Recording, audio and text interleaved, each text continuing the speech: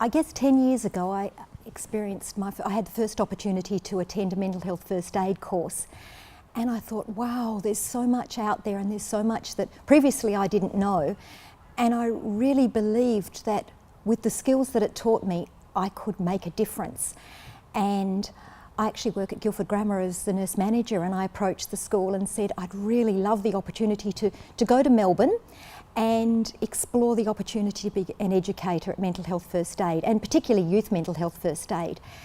And that has given me an amazing scope of expertise that I can share and impart with other parents and staff members and the wider community. Since then I've also done the teen training to be the teen mental health first aider, and once again it's fantastic to be able to share that with our teenagers, the 15 to 17-year-olds, and allow them to see that it's okay to ask their friends what's going on for them and to seek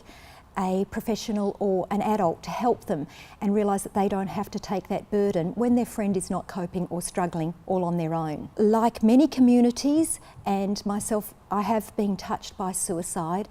and I've seen the extent and the pain it's caused within the community,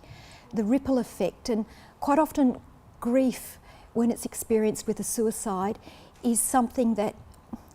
cannot be articulated as easily, and many people articulate it differently and have different words, and I think individuals experience different pains and different emotions,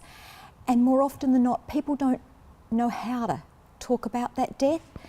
And through my teaching and through the expertise I've learnt through Lifeline,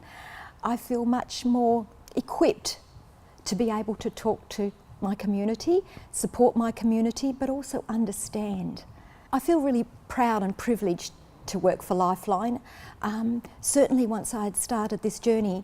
I recognised that I could learn more, and approached Lifeline and did their very extensive and very thorough training course. What to me stood out more than anything is the support that they provide, which is just fantastic, and that's ongoing support. As a telephone counsellor and crisis supporter, recognising that everybody's crisis is individual, and although Lifeline's vision to be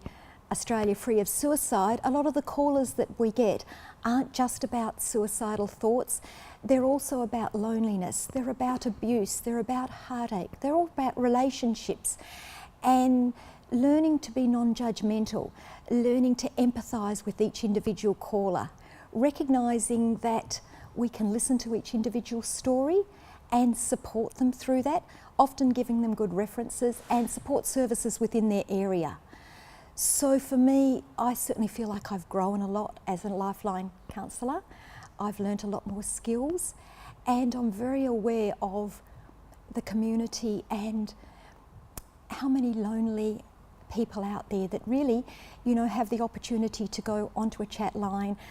Kids Helpline, Lifeline, online chat, and it really can make a difference if you share your story with somebody.